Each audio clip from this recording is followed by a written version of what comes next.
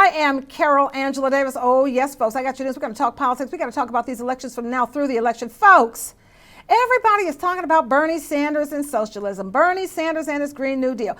Bernie Sanders and all his talk about Medicare. Bernie Sanders trying to get rid of the student loans. Bernie Sanders trying to make college free. Okay, folks, all right. They say Bernie's plans are just too expensive and they're just going to cost the country too much. But guess what?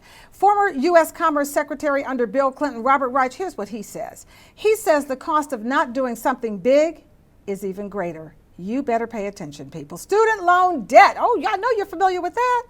Student loan debt has risen from $260 billion, in 2004 to $1.4 trillion, folks, in 2017. Over that same period, you should know that average debt jumped from $18,650 to $38,000, folks, and the number of people over 60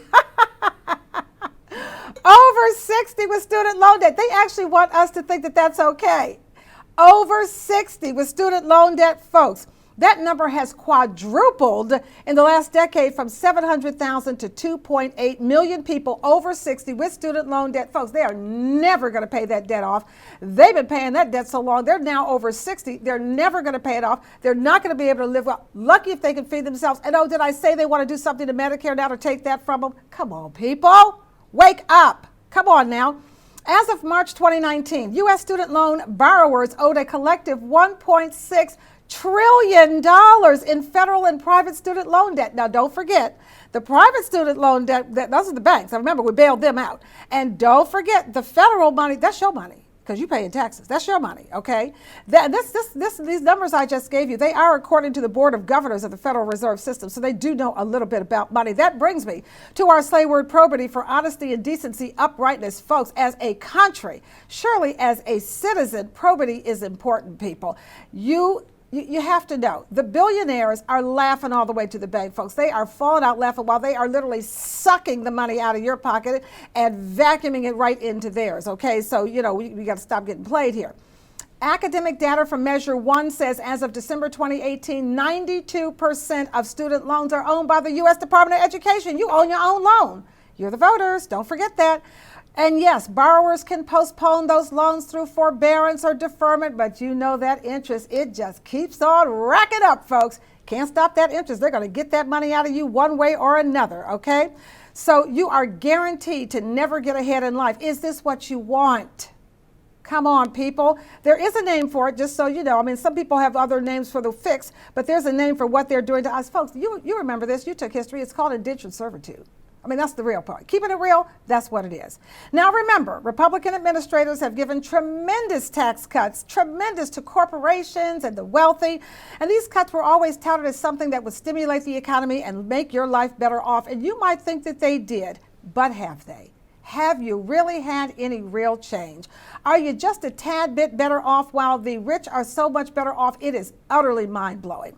All right, these breaks have simply not generated enough economic growth because if they had, your kids would not be living in your house. Okay? Love them to death, but get out of my house. But they can't because they can't even afford to live on their own. And guess what? You would not have to work well into your 70s just to survive. Oh, and did I mention those student loans that you're still paying off, even though you're in your 60s? Come on, people. America's top 10% now average more than 9 times as much income, folks, as the bottom 90%.